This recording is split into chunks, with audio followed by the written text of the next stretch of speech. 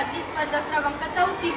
आज आपणासमोर विषय मांडत आहे, या जगण्या वर्षात सदा प्रेम करावे, या जगण्या वर्षात सदा प्रेम करावे.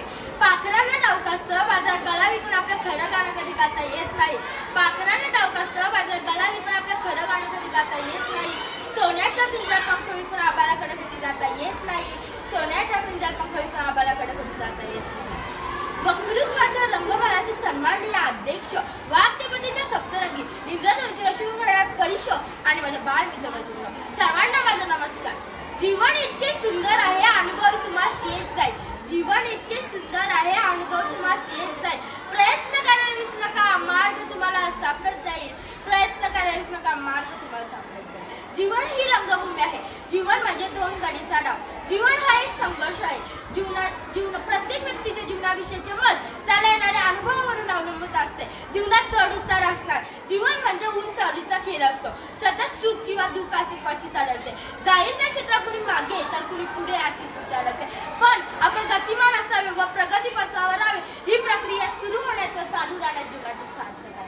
परंतु मित्रांनो, आत्ताच्या वेळी कोणी माणसे कोणत्या गोष्टीत चुकले, कोणत्या गोष्टीत अपयश आले, त्यांना कुणी म्हणाले की तू हे करू शकत नाही, तर त्यांना वाटतं की माझ्याकडे एकच उपाय उरलेला आहे, तो माझा आत्महत्या.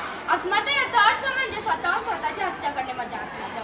परंतु आत्महत्या का करावी? आत्महत्या करण्याचं कारण काय? तुम्ही निश्चय करा ना की ही गोष्ट मी करू शकतो, या गोष्टीत मला यश मिळणार, ही गोष्ट मी करून दाखवणारच, या माणसाला मी करून दाखवणारच.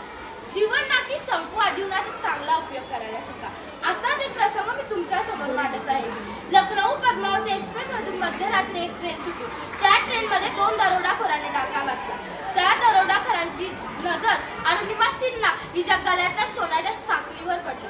ते दोघे ते घ्यायला गेले, परंतु तीही मागे हटायला तयार नव्हती. शेवटी त्या दरोडाखोरांनी त्या ट्रेनच्या दरवाजाकडे नेली व तिची सोन्याची चेन हिसकावून घेतली व तिला ट्रेनच्या दरवाजामध्ये पाय पडली. तिचा एक पाय पटरीमध्ये अडकला. तिच्या पायावरून रात्रीभरात 49 ट्रेन गेल्या, परंतु ती मागे हटली नाही. शेवटी सकाळ उजाडली व रेल्वे कर्मचारी हा तिथून जात होता. त्याला तिची अशी अवस्था पाहिली गेली नाही. त्यांनी 4-5 मित्रांना बोलवले आणि तिला हॉस्पिटलमध्ये भरती करण्यात आले. आणि ती आता अपंग असून ती माउंट एव्हरेस्टवर जाऊन पोहोचली आहे. प्रथम अपंग महिला माउंट एव्हरेस्टवर जाऊन पोहोचली आहे. एवढ्याशा आयुष्यात खूप काही हवं असतं.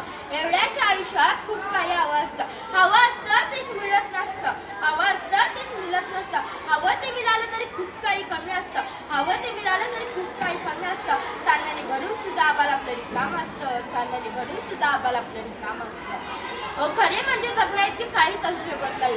जीवन ही मानवाला लाभलेली अनमोल देणगी आहे. त्याने त्याच्या दुःखाने, क्षुल्लक दुःखाने व्यतीत होऊन त्याचा शोक करत बसू नये. त्याने एखाद्या लंगड्याचा पाय व्हावे, अन्नाचा डोला व्हावे, अनाथाला पालक सुद्धा व्हावे, दुसऱ्यांना आनंद द्यावा, दुसऱ्यांसाठी जगावे, जगून घ्यावे, जगता जगता जीवनाकडे पाहावे, जमेल तेवढे जाणावे, या जाणीवेचे गाणे गुणगुणत पुढे जात. स्वतःला विसरून व्यक्ती पातळीवर जीवन वैभवाचा स्पर्श आणतो. एखाद्या आजारामुळे जीवनात खोटेपणा निपटून काढला तर साधे सरळ जीवन जगण्याचा प्रयत्न केला तर सत्याम जीवन सुंदरम असे जीवन प्रभाचे रूप आपण सतत अनुभवत आहोत.